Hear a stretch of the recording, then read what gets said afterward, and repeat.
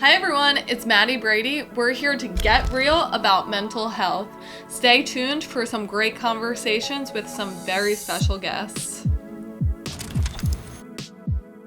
Hi everyone, welcome to Get Real. We are here with Andy, who came from Maine, all the way from Maine, just to do this podcast. So thank you so much for coming, Andy. Anytime. I would love to know, I know we chatted a little bit before this started, but really how you feel like you got into drugs and alcohol, or what exactly was the origin of your story? Yeah, so for me, I grew up, in Pittsburgh, which, I like to say in meetings up in Maine, which is funny because I always get shit from being from Pittsburgh that it's a drinking town with a sports problem. So I just grew up around alcohol and everything, but I kind of have the classic alcoholic story of growing up and never feeling like I fit in. I was heavily anxious even before a lot of my first memories were just being so racked with fear about going to school or having friends and overthinking everything. Mm-hmm. By the time I was 5, I could remember that being my existence. In first grade I started to get chronic migraines too. I think that with the anxiety, I kind of just made my way through high school. And middle school I kind of just did the get good grades and fly under the radar as much as I could. The only redeemable thing that I can remember from that time was that I joined the swim team, and then I was a distance swimmer for a while, and that kind of and being in the ocean as a kid kind of allowed my addiction to hold on to something before I knew drugs and alcohol existed, because I was very afraid of it as a kid. So I always say I spent my first addiction was being in the ocean.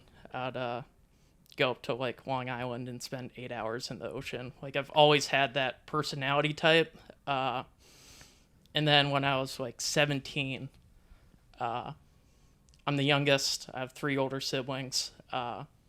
They all were in college by the time that I was entering high school. So I went down and I was like, I'm going to be the cool younger sibling, and I can party with them. And I was pumped. I didn't know what that meant, but the first night I drank, the wheels were already off. I don't think I had any non-alcoholic experience in my life. The first time I drank, I was a little bit afraid of it, and then I went to my brother's graduation and immediately drank to a blackout, pretty straight off the bat. And I think that was me trying to deal with a lot of intense internal problems. And within I came back and started stealing alcohol from my parents right away. It kind of started very fast and hardcore, and went from a very anxious, lonely kid to doing anything and everything I could. I kind of immediately went off to college, and I picked my college because it was a heavy party scene and I could get away. It was in Florida, so not the best decision of my life, but it also is the best decision of my life because I always say I sped run my destruction. So from 18 to 22, I went from drinking to using hardcore drugs within 2 years. And it just kind of slowly exploded on myself, and I had no idea what was happening because it was immediate. I think it was hard for me to understand that I was an alcoholic because I didn't have a slope. I had like Yeah. a ledge, and I just jumped. Yeah. And I don't think I realized it until like I was so deep in it that consequences were starting. Mm-hmm. And I was like, oh, like, this might be bad.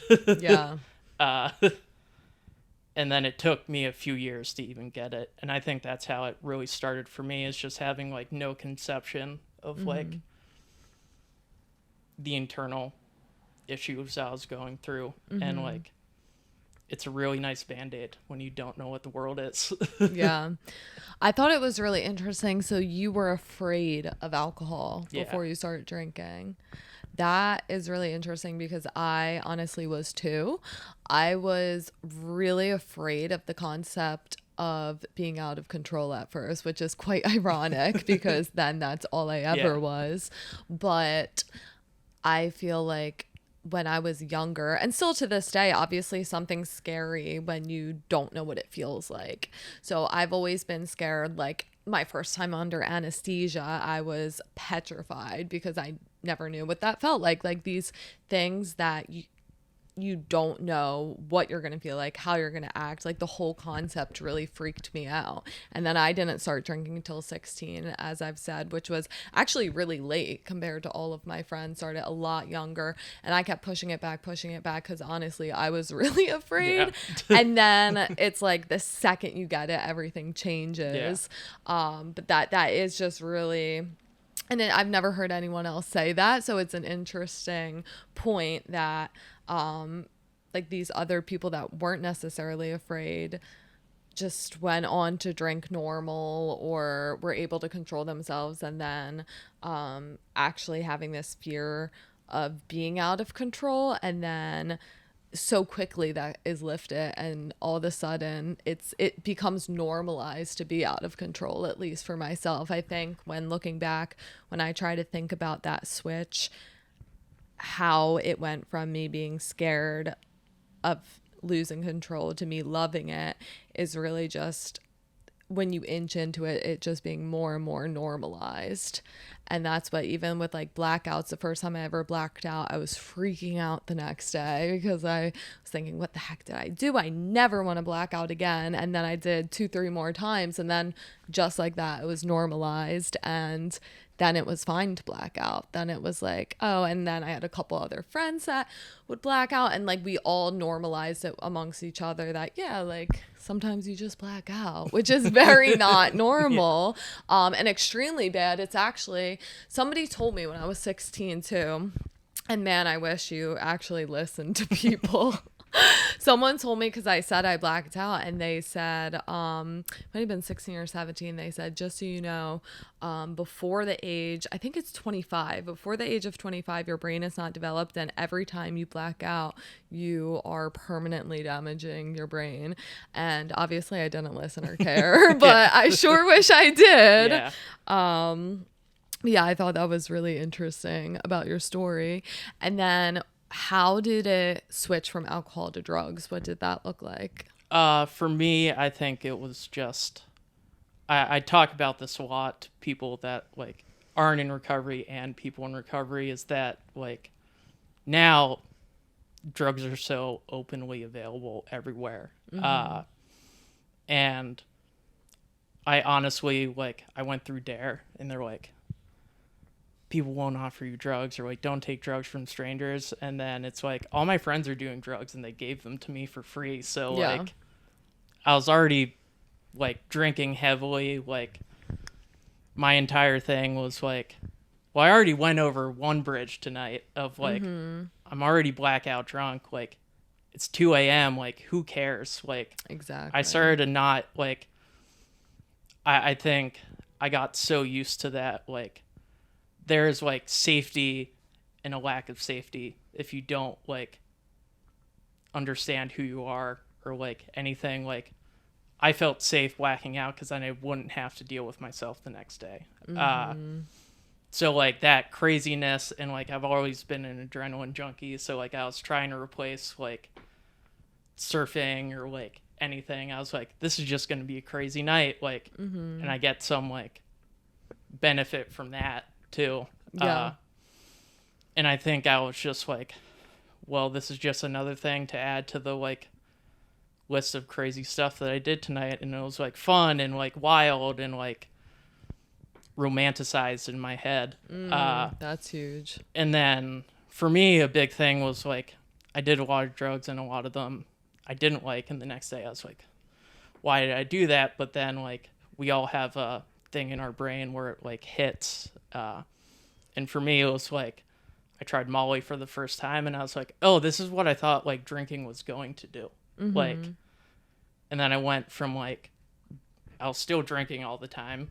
I just like added being an addict too, that I would like do Molly all the time. Cause it was like, it gave me what I thought drinking was supposed to give me, was like, I could talk to people. I could be social. Like I wasn't anxious and depressed. Like, and Molly massively messes up your brain, which I like still deal with, but for the time being it was like a solution, like a further solution. I thought like, oh, I'm dealing with the anxiety, like I'm dealing with the depression, like I can talk to people, I'm happy, I'm fun, like all these things got like justified by another drug because I like literally my friend was just like, hey, I got some Molly, do you want to try it one night? And it's all it took. And then I had like, at that time I was like 19. I ended up like stopping using pretty early, which is rare. Like my run ended at 22, but for those 3 years I was like, I would do it every weekend for a month or like multiple months. And like on top of all my other drug use too, like I really like, even within my drug use, had that time where I was like, oh, we're stepping off of another cliff here. And then I just didn't realize it until you're like, I always say to a lot of people that like, I work in mental health. I work with clients. A lot of them, I tell my story. So I'm just not some guy talking to them. But you don't realize you're digging to the like your own grave until you're at the bottom. You look up and you're like, oh shit, what did I do? And that's what it like felt like for me when I tried these other drugs. I was like, oh, like I thought I was just having fun, and it like completely like started destroying me so much faster than I could ever realize, because I also have all these mental health problems as well. Like my anxiety the next day, like I couldn't function, like I couldn't go to the store, like I couldn't do X, Y, and Z because it would completely mess me up. And you do that so many times, and then you realize like I can remember the day that I like wanted to quit, like vividly, because I was just doing it so many times, and you like have so many things happen, and like one day it's like I don't want to say I woke up, because I like ended up getting some time and then like bullshitting again and having a real like small relapse. Like I don't think I completely learned like the first step, but I woke up one day and I was like, I'm legit gonna die and I don't know what to do. Because by that time stuff was like getting on the street, not like now, but like I knew it would take one bad night and I might just be unlucky. And like there's part of me that's lucky that like surfing has taught me that like you can just get the bad hand for no reason. Like and like from there, that's when I started to be like, okay, I need to change, but I have no idea how. And I'm like essentially completely alone. Like I was cutting myself off from family and friends. Like I was living in DC. I didn't really know anyone. Very good city to be an alcoholic in, because like there's a lot of drinking and using when people get off work. Like I loved it because I was flying under the radar, but like every other day I was like slowly dying. And I didn't know, like I was so young that I didn't know what to do, but I knew I had to change. Yeah. No, that's a scary feeling when you know that you have to change and you don't even know where to begin or how to take the first step. I feel like I got there too when all of a sudden something clicks where you're like, I need help, but what the heck do I do next? You know, and you start Googling stuff and all of this that you tried to avoid. Like, I purposely never looked up stuff. I purposely never like looked into this because I didn't want to know the answers. Like, I didn't want to know what I was doing to myself. But you mentioned about Molly and what it does to your brain. So what exactly does that do with long-term use? Is that like the psychedelics where So it's essentially a like form. It's like partially like cocaine, but differently. It's families like just an upper. But what it does is because it's like how it's made, it essentially just like. And the reason why people love it so much is that it just like dumps all the dopamine in your brain at once. And like that's why people like love doing it. Yeah. It's because like it literally just overwrites your brain to be like you're the happiest you've ever been in your life. But on the other hand, like for people that are like that I've met that are like hardcore, that did a lot of Molly hardcore, the like come down is the worst because your brain literally has to like you're changing your baseline every single time. Yeah. So the next day is awful. Combine it with a hangover, and I wouldn't wish that on anyone. And then I did it hundreds of times. And now what I deal with more is that like it's much harder for me to get to just like baseline of being like content or like happy because like my dopamine receptors were just like fried over and over again. And I'm lucky that I have a sport that like forces my one for me to be in the moment and two gives me like dopamine that's like pretty high level. Otherwise like I go to the gym and I'm like I get some, but like because it's so fried I don't feel those things as intensely as like a normal person would. So I had to like I think also that's just being in recovery in general. Like I enjoy pushing myself. I just think I had to push myself a little further because I like drastically changed my brain chemistry. Yeah. And it can like fix itself over time. But some days I wake up and I'm like, I'm just very like flat today. Like, and that's like, just how it is. And I have to accept that. And it was hard early. And now I'm just like, it's one of those days. Yeah. That's what I feel like most of the time. Drugs, especially like Molly, are introduced at such a young age, and people don't know the implications. Couldn't get that out of the actual drug because you're a teenager. Like you don't actually know what it's going to do to you long term, and that's what a lot of them like. Acid completely fries your brain, and a lot of the psychedelics can bring out underlying mental health issues that were laying dormant in your genes, and there's so many side effects of these drugs that when you're a teenager you don't know, and you certainly don't care because you're living in the now and you think you're invincible. And it is really a harsh reality that a lot of these drugs do have permanent ramifications. But then I know you said in early childhood you were experiencing the migraines, so you felt like when you were drinking and using that lifted your pain away. Like how did that... and I just didn't have to like think about them. Like my entire life, I got them in first grade. Like I was just anxious for them to happen. Like, and when you're drinking, you can't be anxious about anything. And then it also like creates like long-term trauma for having them for so long, which I learned going through like wilderness programs and like a sober living, and I became like aware of what like mental health stuff actually does to your brain and your body. But drinking was like a great solution because like even if I was worried about them or worried about like them possibly happening, doesn't matter if you're blacked out.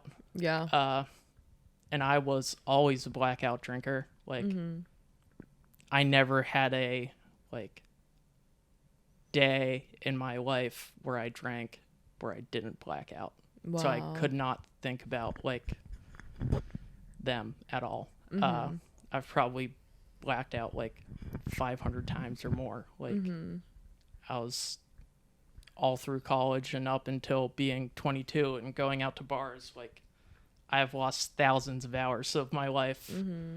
But for me, I thought that was the best thing ever because I wasn't afraid of being alive. Yeah. Yeah, that's the scary part, is that you literally lose. Like, we got one life on this earth, and we threw away hours and hours, days combined of our lives, weeks, of us just not even knowing what happened. It's just funny. I thought of this Miley Cyrus song came out, talking about being younger and making silly mistakes. But then she has one that says like, those wasted nights that weren't wasted or something. I'm butchering the lyrics, but I was like, well, for me, they actually were because I don't remember. Like, I did waste my nights. There were some nights thrown in the mix for me, at least, where I might have had fun once in a blue moon and I actually remembered some things. But the majority of these nights that were supposed to be quote unquote fun for me, New Year's Eve, birthdays, my friends' birthdays, my high school graduation, the list goes on and on. I mean, Thanksgivings, Christmases, all these events that are supposed to be happy and are supposed to be monumental in our lives that we're supposed to remember, we're not remembering them. Like, I remember the first hour or so, and then a lot I don't have the opportunity to remember. And they definitely did, like how I said, somebody told me that they get worse and they affect your brain. I think the main point of what he was saying was that the more it happens at a young age, the more inclined you are to have it happen again. And that's definitely what happened for me in the beginning. Like, I remember a lot of nights from when I'm 17, maybe 18, and then the older I got, the worse they got, for sure. But other than the Molly, do you feel like you were doing uppers? Like, what was attracting you? For me, it was mainly drinking and Molly. I think just like learned later in my life that I have like a family background that's more like alcoholically inclined. It was definitely the hardest thing for me to like come to terms with giving up. I think drugs were just I always say at the end of the day, I'm an alcoholic by like birth and an addict by like choice. Like I will always drink first if given the chance, like even though it's awful and it never helped me, like I still loved it to the bitter end. Like and I drank a lot because I was a big guy too, so I was just going through like so much alcohol, which isn't good when you're like trying to save money or have any money. So like for me, at the end of the day, I know I'm like an alcoholic. And I think, the drugs were just like, they felt like party favors that just kept coming back around because I was always drinking. And when you're always drinking, you're always gonna, like, at least for me, I was like, oh, I'm drunk, so I can like do these drugs too. Because if I was sober, I would never, like, again, I'd go back to being like an afraid, anxious kid. Like, I hated like smoking sober. Like, I hated like doing all these other stuff sober. Like, I would never consider it.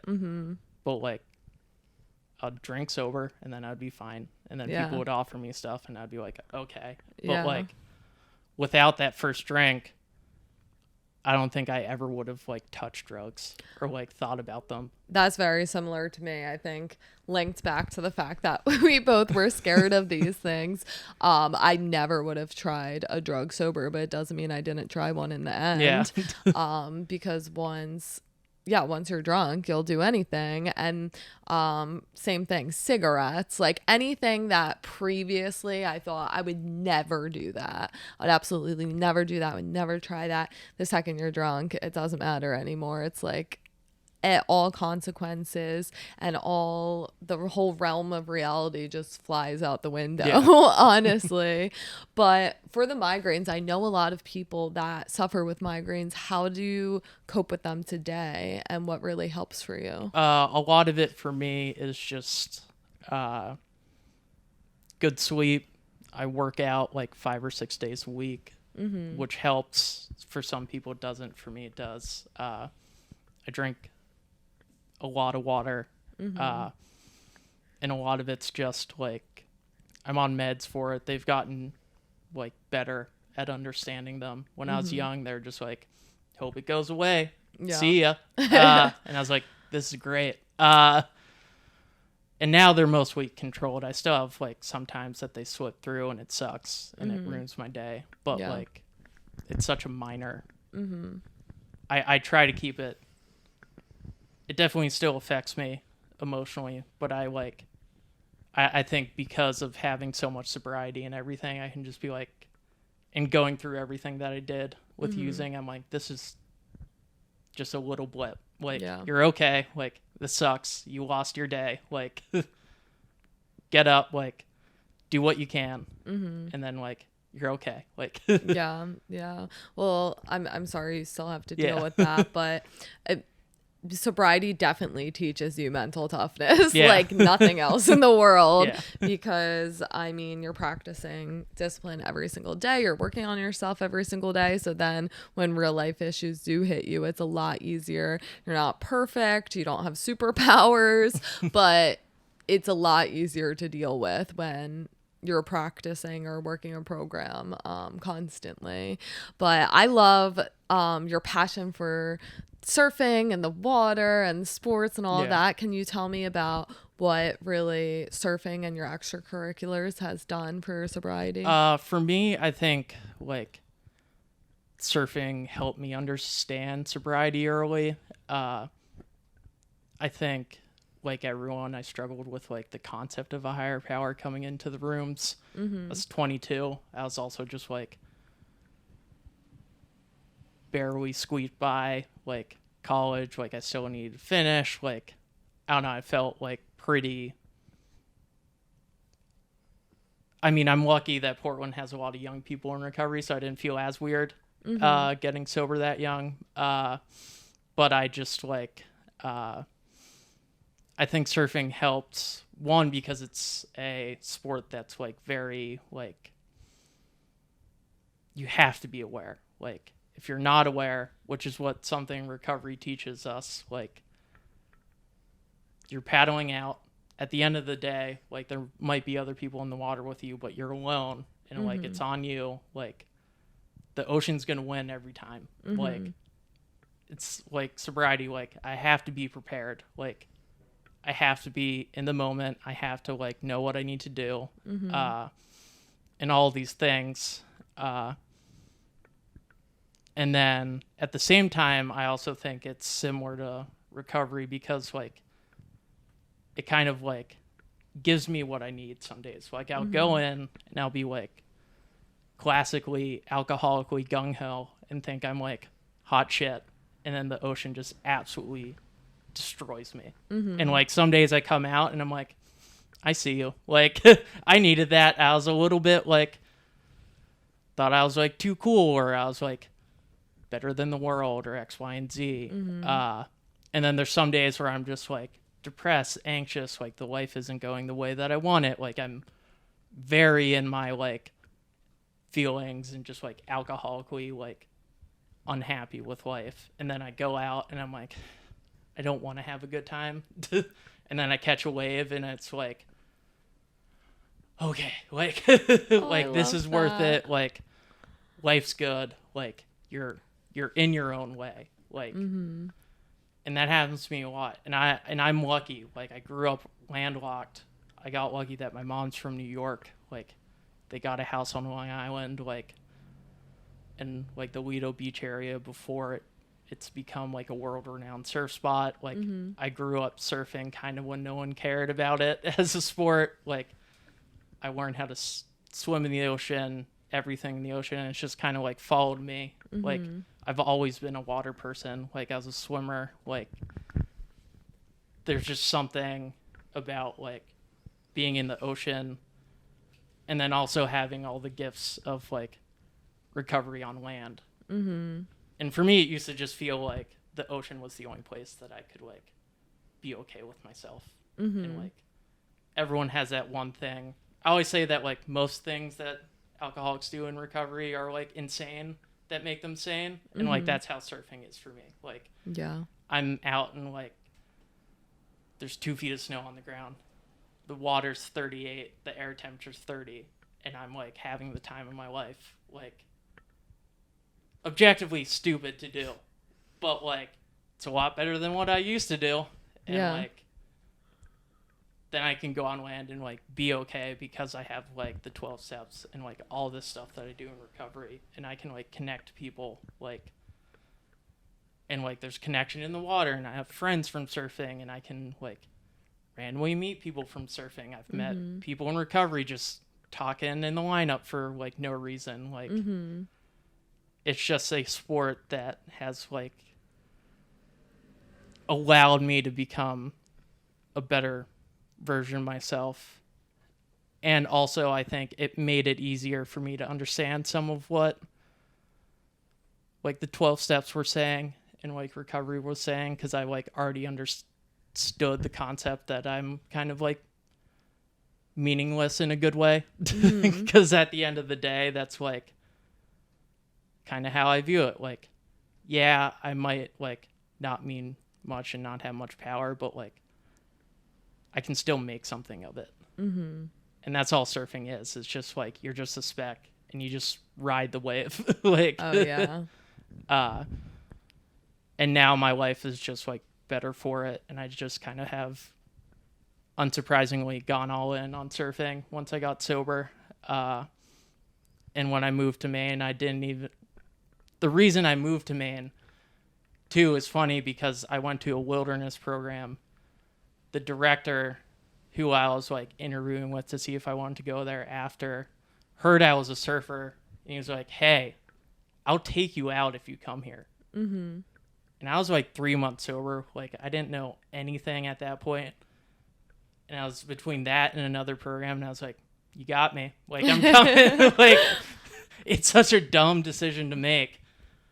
Like, life-wise, but that's how my life is like turned into the thing that it is now. Is I literally went there because he was like, I'll take you out surfing in the morning. You're riding the wave. I love it. I love it. No, I think all of that is so true. I'm not much of a surfer per se, but I love the ocean, and I grew up around the ocean, and everything you were saying, I was smiling because I think there's nowhere else in the world other than being out past the break in a body of water. And I think the vastness just definitely does humble you and make you realize that you're just a speck, and definitely makes you know how powerful you are and how aware or powerless rather how powerless you are, because the ocean will win every time. And there's just so many analogies you can tie back to surfing and being in the water, and life lessons that I think it teaches you. So I think that's so great that you have that outlet. And it's something too that I think it's great. First of all, I think surfing's one of the best sports there are because it is such an extreme sport, and there's also factors that you can't control, which I think is really neat. Like when you step on a baseball mound or onto a track, there's slight uncontrollables, but for the most part it's all going to be pretty similar. But surfing really teaches you to stay agile and always be looking over your shoulder, and just continue to grow and develop as a surfer. And that's what I was going to say next is it's something that you can continue to get better at your entire life. And I think everyone, not just people in recovery, but especially people in recovery, need a hobby that they can work on for the rest of their life. So whether that be jujitsu or Muay Thai or boxing, surfing, just something that there's just so many different levels you can get to and continue to climb up and develop your skills and just have the ultimate love for it in the end. Yeah. And then you said you do other sports too. Like you said you did a really neat erg piece. Yeah, so I also in recovery know my brain's just like primed to want to take things to the extreme. Now I'm a little bit more aware of that, and I pick and choose what's my brain just being like, you're going to do this because it's stupid, and it's like compulsive essentially, because we all have that in ourselves. Like even like non-working out alcoholics have that like alcoholic dumb thought where you're just like, yeah, this might work. But for me it's just like a lot more of like working out ideas. And I do Phoenix events. They've been in Maine for multiple years. I'm pretty connected with people online and people in the area. And there was a Phoenix event happening in New Jersey, and I knew someone that was doing it. And it was like teams of 4 rowing like a half marathon essentially. And I was like, well, I'm not a team of 4, but I've like rowed a bunch and I was a swimmer. So like the idea of doing that much in terms of like work, I was like, I think I could do it. So I was like, I'm going to row like a half marathon on my own and like raise money for the Phoenix. Oh my gosh. And I essentially went into the gym, sat in a corner, put on headphones and listened to music and rowed like 21,000 meters, which is wow, a half marathon. That's no joke. Essentially with a little bit of training. I've been rowing just to train for surfing off and on, like most of my recovery, but nothing of that distance. And I just wanted to see if I could do it, because that's what recovery is. Like, I didn't think I'd be working in the mental health field, and here I am. Like, it's just like all these things that you thought you weren't capable of doing. Like, let's see if you can do them. And I was like, this is kind of dumb, but like, the worst thing that's going to happen is I'm going to be really tired and really sore tomorrow. So like, might as well. Yeah. I don't think it's dumb at all. I think it's amazing. Yeah. And for people who don't really know erg distances, a 10K is a very long erg piece, and you over doubled that. Yeah. So like a 10K takes like 40-ish minutes. If Sometimes I was more. doing it, I come in around like 44 minutes if I do a 10K. Okay. That's moving. And it took me an hour and 40 minutes. Wow. To do 21,000. That's pretty quick. I get very like one-track mind, which is like very good in my life.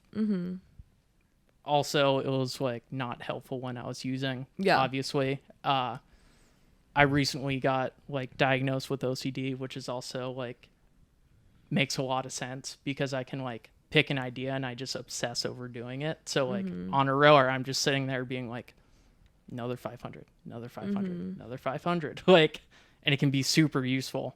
And that's what I've done with like working out and surfing. I've like let it help me, and like in school, like I can let it take me down paths that are useful, but it can also like, it's essentially just getting stuck in cycles, like even at the most basic level.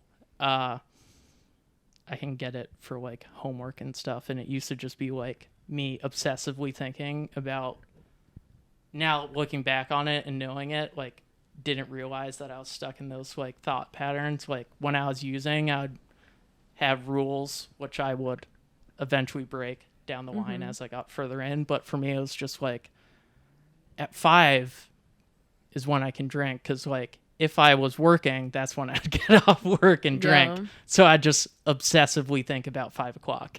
Wow. I did the exact same thing. I did the exact same thing where I would use these rules to like justify my behavior. And I would do the same thing where I'd say, okay, at 5 o'clock, I'll start drinking, or at 6 o'clock. And then, yeah, then you're just thinking about it the entire day. Yeah. Waiting for it to be 5 o'clock. Yeah. Wow. And then I couldn't do anything else because I was like, but guys, it's 3:30.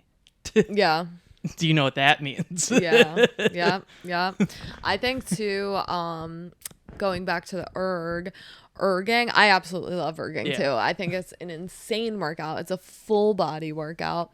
But that it's really tough because at least, so when you're running outside or even open water rowing, ocean swimming, doing these things where there's distractions, on the erg, it's just you and the erg. Yeah. There are no distractions, and to be able to do such a long piece on that has to be incredibly challenging because you're fighting with your mind there.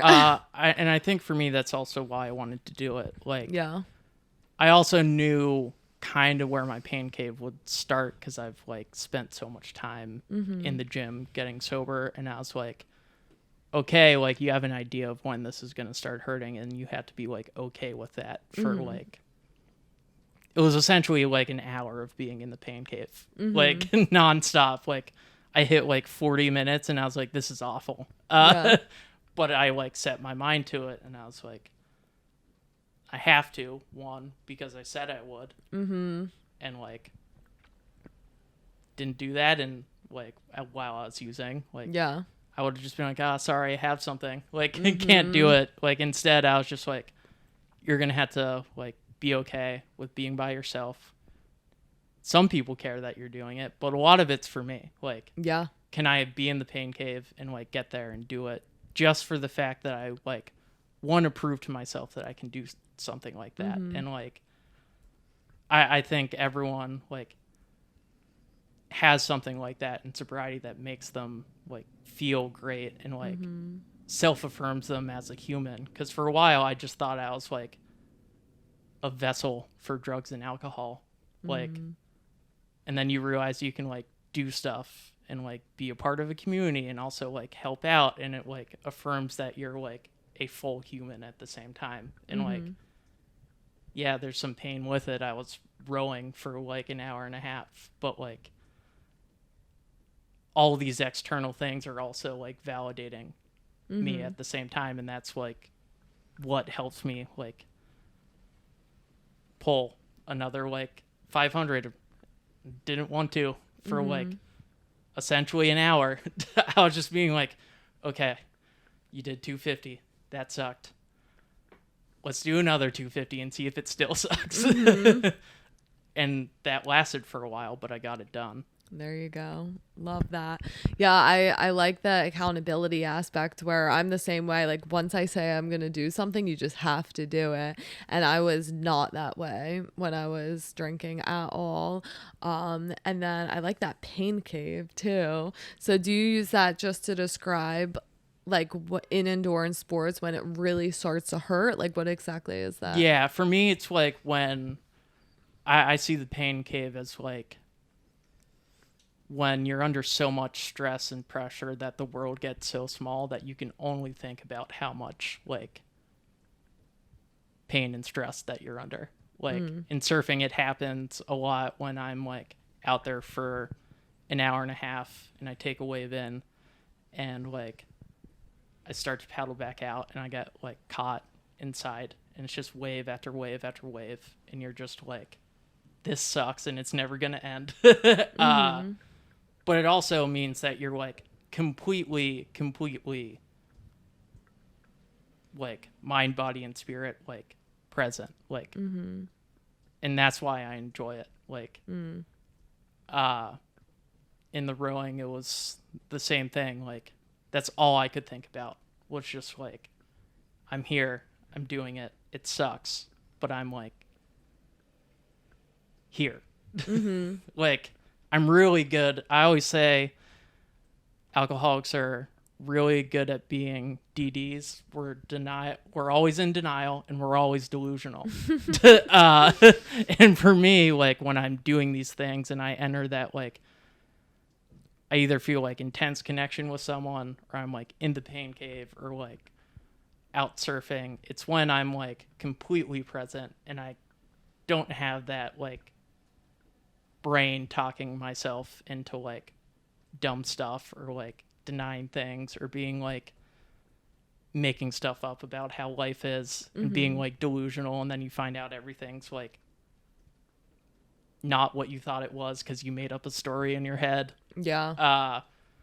And then when I'm in those like pain caves, or like lifting heavy, or doing X, Y, and Z, like none of that exists. And like I try to get to that safely as much as I can, because then you realize like how many times your brain's just making shit up.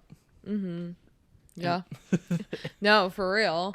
I think that's a huge issue that a lot of people struggle with, is having that self-talk lie to them and tell them different stories to deter them from doing certain activities, or going all in or something, or trying something new. And it's really hard to reframe those thoughts and know that you can do it, and you can push back past those made up internal stories and go see what the real story is. I think it's great too. I feel like in surfing, they have a really great community, the same as running and different sports, where I think people just respect so much. Obviously, there's always outliers in every community, but for the majority, I think anyone that's out there that sees anyone else out there knows that that person is trying their best and respecting them. And so I think it's a sport where they're really welcoming to beginners and anyone that's just willing to get out there and try, because 90% of people aren't out there trying, and a lot of people can sit there on the beach and judge, and like for a beginner surfer or something, and think, oh my gosh, look at that kook out there. And they're getting wrecked, which they might be, which they're probably, but they're still out there, and you're sitting on the beach. So I think it's the same thing with even gym culture, and how I mentioned jiu-jitsu. I think that's huge. They're always so helpful in that community, always trying to pass their knowledge on to the next person, very similarly to recovery. But that's why I think sports communities are so great, because everyone's just extremely supportive, the same as in recovery. Yeah. And like, I also think that's why it's helpful. Like, everyone's getting in the door, like the same reason like people get into recovery. Like you start doing these things because you've like hit a bottom in your life and you know you need to change. Like entering the gym, same thing. And like all the people that have been doing it forever, they used to suck too. Like and now I try stuff new because I'm like, no one knows what they're doing and everyone used to suck. Like, exactly. So like I have to remember that when trying like anything.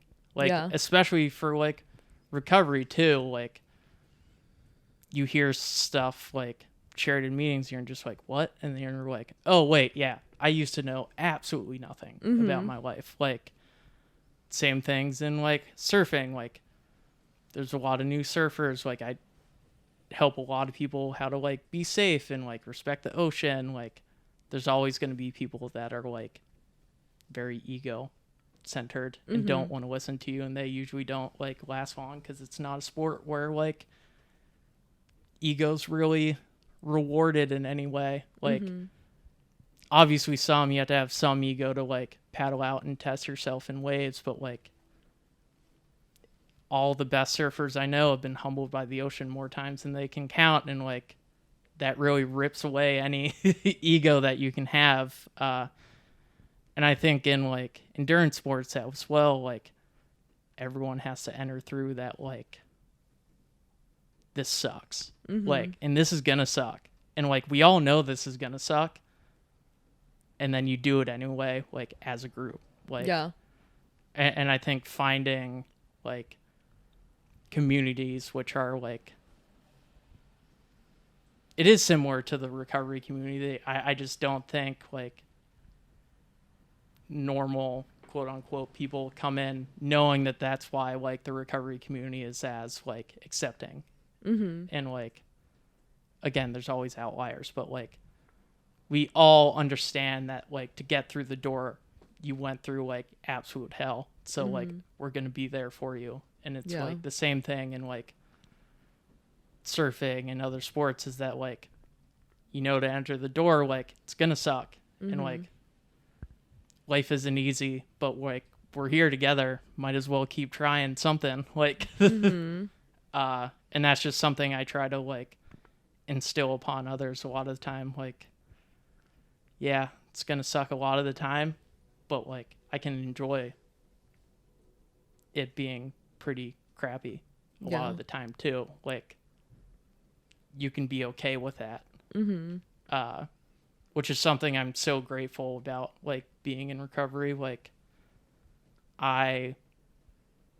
obviously life still happens, and like I've had a lot of struggles in recovery, but I'm like, I'm okay, and like, and it sucks, and everything's okay, and like people are there for me, and they also went through like bad situations and are still here and like still doing it. Like, I think it's like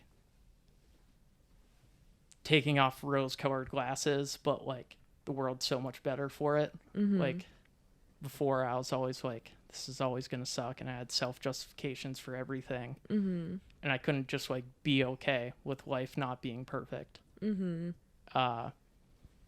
And then it's learned through like recovery and all these sports, because like you just have to try to like start anything. Like, Exactly. I have a friend that wants me to run like an ultra marathon, and I'm like, I want to, but I'm like really scared of sucking. Yeah. And I have to just be like, you're just gonna have to start eventually. Exactly. I love the line, be brave enough to suck at something new. Yeah. Because exactly, you're not going to, it's very few and far between that you start a new activity and you're just an all-star off the bat. That's very few people. So you have to start from somewhere, and you can be crippled by the fear and never start. But at the end of the day, all these people that we're scared that are going to judge us, at the end of the day, we're all going to be gone, and nothing really matters. And as morbid as that may sound, that kind of lifts the anxiety. Like, it doesn't really matter. And anyone who's going to be judging you for trying something new has some internal work that they need to do 100%, because I don't think anyone in a clear, happy mental state where they're okay with themselves is going to look at someone trying something new and try to discourage them from that or make them feel silly or stupid for doing so. And also, like, if you start, all the people that you're starting with, like, even if they've been doing it forever, still almost all, like, have the same, like, thoughts of when they first started too. Like, even the highest level people are like, man, I'm scared for this still. Like, it's rare that you find someone that's like, I have friends that are like high level skiers, high level surfers, high level X, Y, and Z, like CrossFitters, and like they go and do like the stuff that they've been training for years for, and they're still scared. Like, being scared just means you're human. Like, it means something to you. Like, if anything now, like, yeah, I'm still afraid a lot of the time because of, like, my anxiety disorders. I have to, like, pick and choose what's just my brain, like, making stuff up. But, like, sometimes I'm like, oh, I'm just being human right now. And I'm, like, afraid of something. And that's, like, that means I care, and it's a good thing. And, like, that means I'll try hard and, like, do my best. Like, I think we're also just afraid of being like, yeah, I'm really scared and I'm gonna do it anyway. Like, I try to say that to as many people as I can, because like we are just in a like world that doesn't want to like talk about that.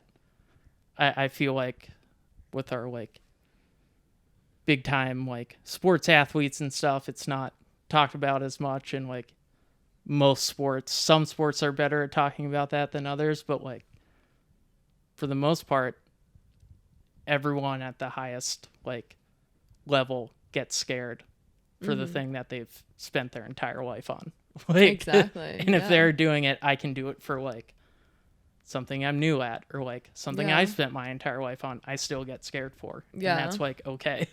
I imagine the fear and the intensity intensifies Yeah. as you're moving up the ranks, because think about a gymnast that spent 4 years of her life or his life training for their beam routine and the pressure of the entire globe watching them and the fear of messing up. I mean, I'm sure that is something I can't even begin to comprehend, to think that. And that's again going back to thinking like we really aren't that important. Like if we get pummeled by a wave or have a really bad race time or don't do well in whatever we're trying to start, at the end of the day, who really cares? There's another opportunity. And I think failure is essential, because you don't learn if you don't try and fail. You don't learn by just talking about doing something. You learn by doing something and failing forward and continuing to try and get back out there and do it again slightly better, and take those lessons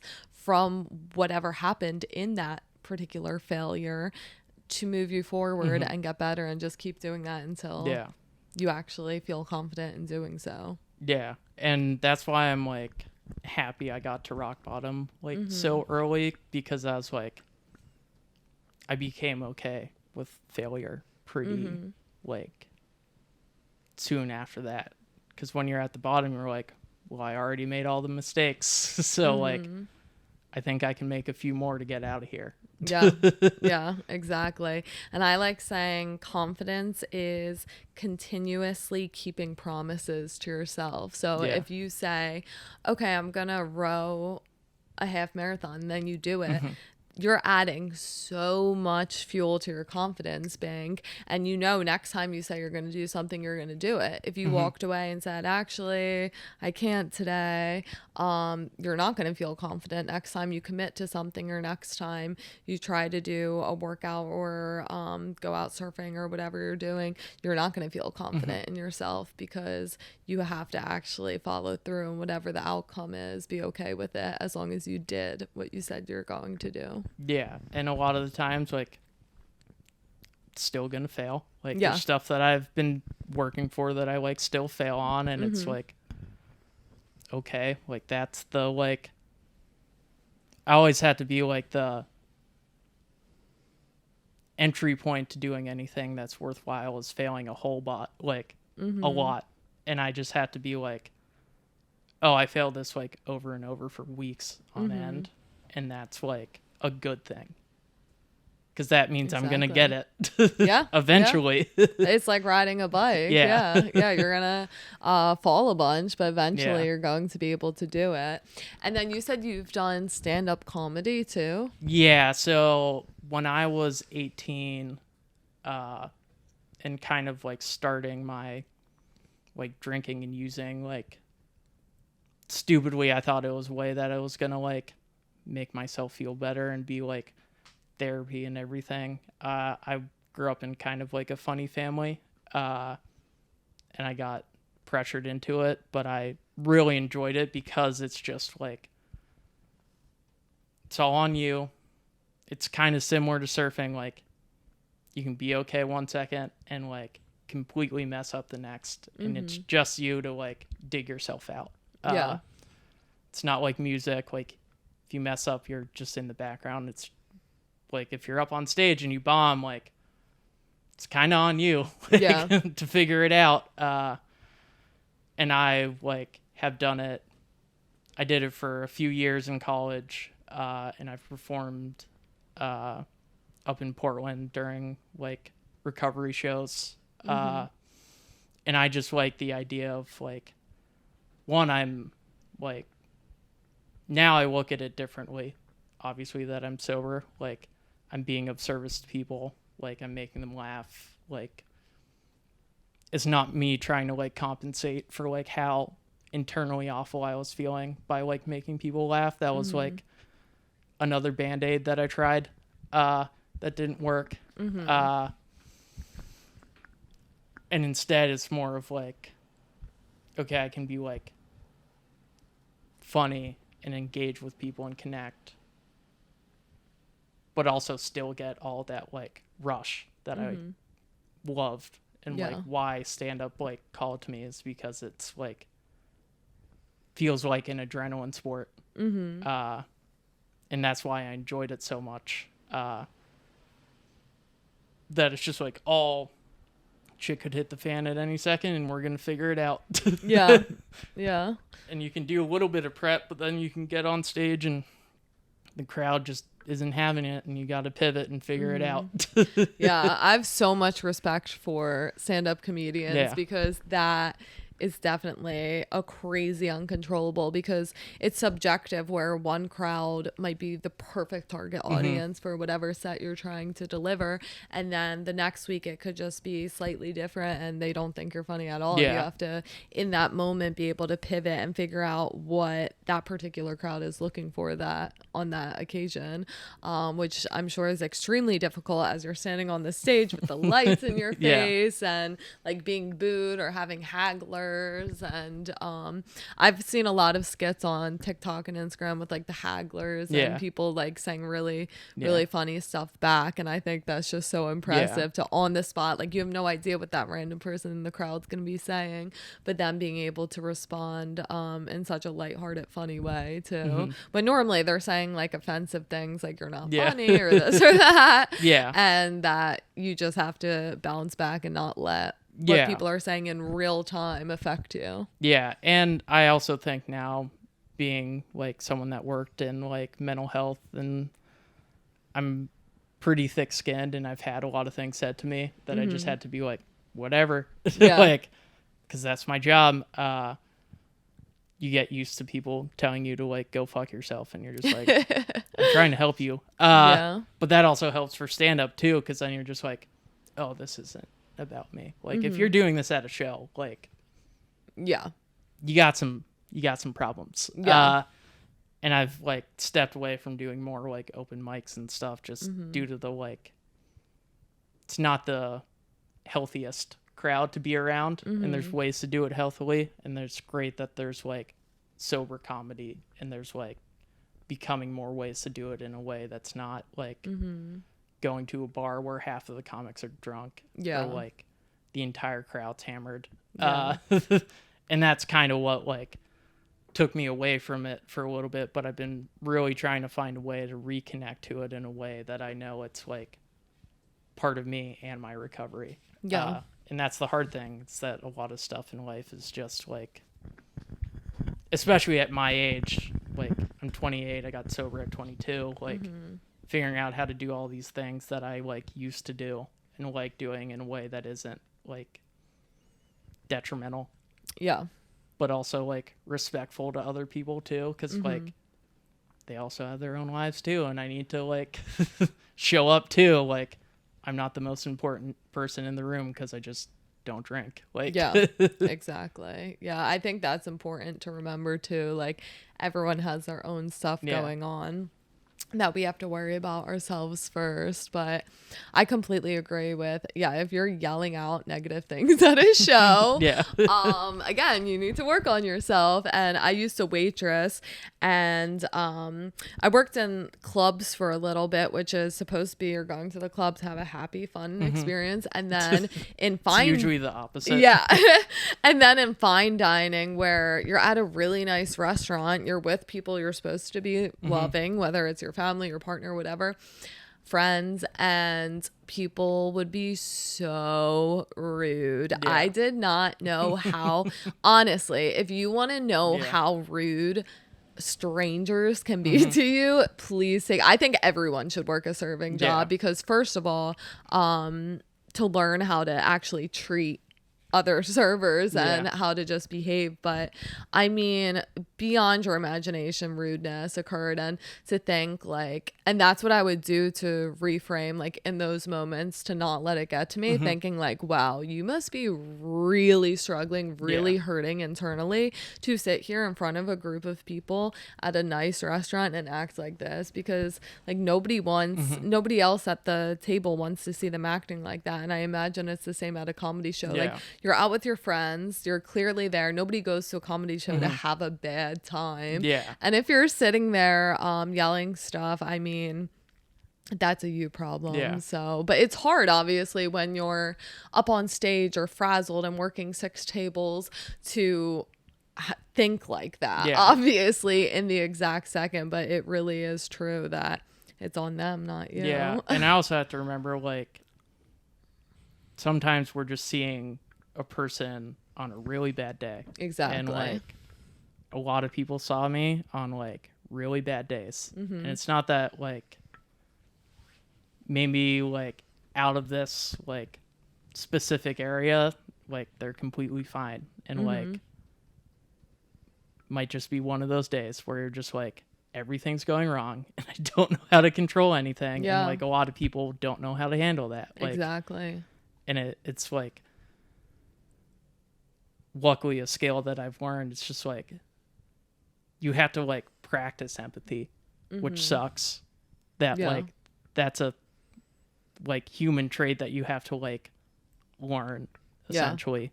And I just try to remember that for like every interaction I have. Like this person might be going through like absolute hell on the other end. Like I got the like bad end of the stick today, but like then you hear about what they went through like later and you're like, oh yeah, that's fair. Like if I try to act like I'm perfect, like, well, I'm not, and we're all imperfect, and like I can sure be an asshole still too. And like I think the best thing about empathy is also just like accepting what comes with that too, which is just like we're all human. yeah, no, definitely. And even having empathy for them, and then I think having the ability to not let other people's actions and comments affect you is one of the most powerful things you can do, because if you can be on stage and exactly make something funny out of somebody's haggling, or just having that mental toughness, if you're doing 100 cold calls and nobody's answering, or the one person that's answering you said to F off, and you just genuinely like don't care, because that's what you have to do at the end of the day. Like I don't care, like that's not me, that's somebody else. And I think that's such a powerful skill to have, and practice and work on, and just continue to make that stronger. And just like I used to give people so much power, and like all these other things so much power too, and that's what it is at the end of the day. Like you're also just giving away your control in little bits and pieces if you like allow someone to like make you feel that way. It can still get to me, and I'm still humans, and like some days at work I still felt like awful when like I got like talked to in a certain way and like treated by clients in a certain way, and then I like was like, oh yeah, I'm like human, I'm not like, I can't completely disconnect. Like it's really hard to like accept that you're feeling all these things, and you have to feel all these things because that's like a human response and your brain's going to do it anyway. And also at the same time be like, okay, but I can't let this go any further. That's what it is. Like I'm going to be real upset for like 10 minutes and then we're good. And something else is going to happen and I'm going to forget. Exactly. And that's a really good point. I loved that you're giving someone else the power, because that's essentially what it is. If you're going to let someone else control your emotions, you're giving them that power away. But at the end of the day, you are still a human being, and you're going to have feelings as well. I heard you bring up a couple times you work in mental health. So what exactly do you do there? So I got out of wilderness, went to a like residential program. It wasn't like strictly 12-step. I went to meetings, but I also, what's it called? Like got a lot of like therapy. It was like a therapeutic program. That's how it was set up. You could add stuff to it. It was like pretty open that way. Then I went back to college.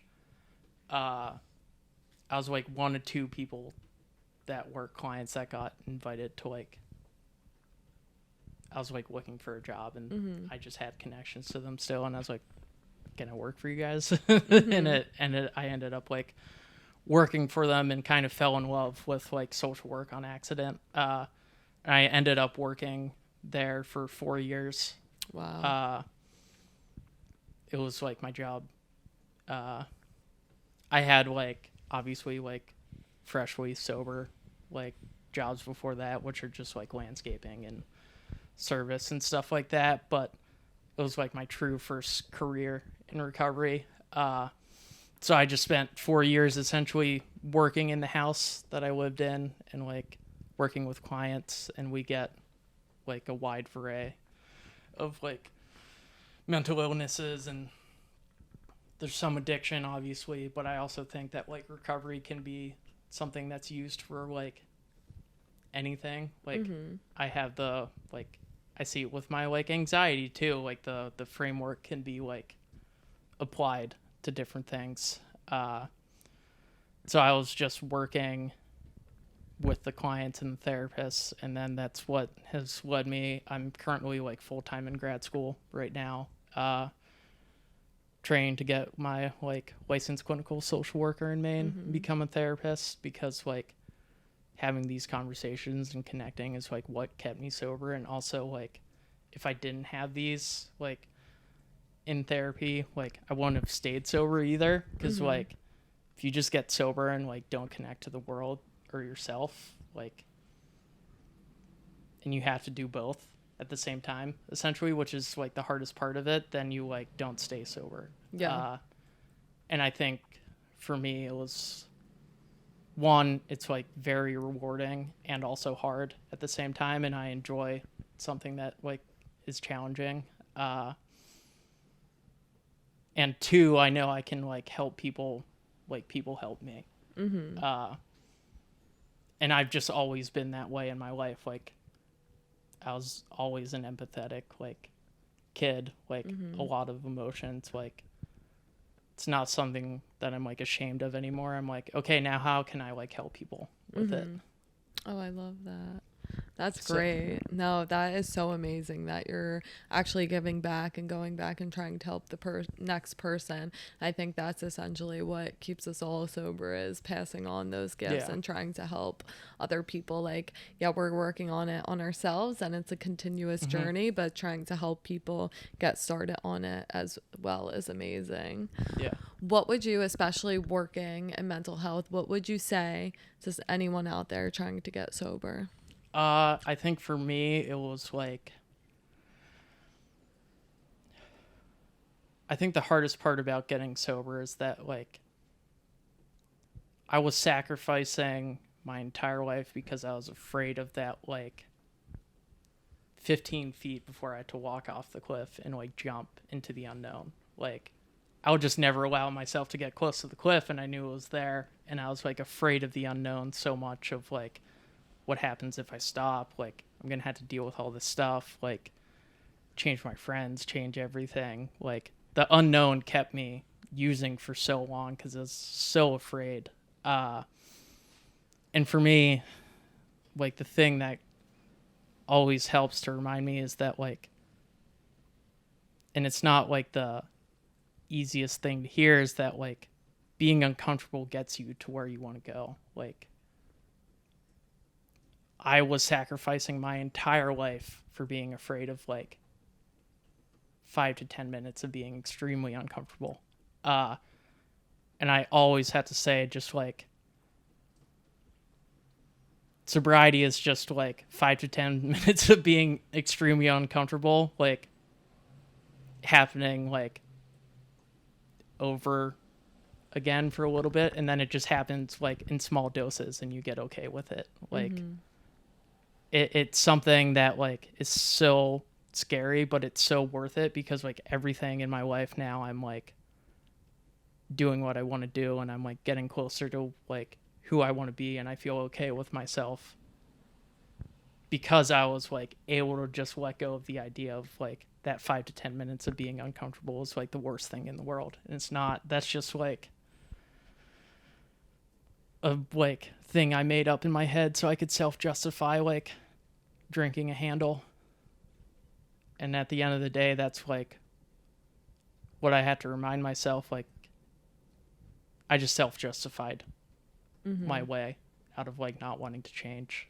Yeah. And like instead you have to just be like, okay, like you're just using this as an excuse. Like eventually like the world's gonna rip the Band-Aid. Like I was lucky enough that I chose to, and like my life's better for it. So like rip the Band-Aid and see where you go. Exactly. No, I love that. You ripping the Band-Aid off is a lot better than the world doing so. But yeah, you gotta get comfortable being uncomfortable. Yeah. That's a great lesson. Well, thank you so much for coming on and getting real. Thank you. Thanks for tuning in and getting real with us. Podcast will be posted every other Wednesday on Spotify and YouTube. Please reach out via DM if you want to chat.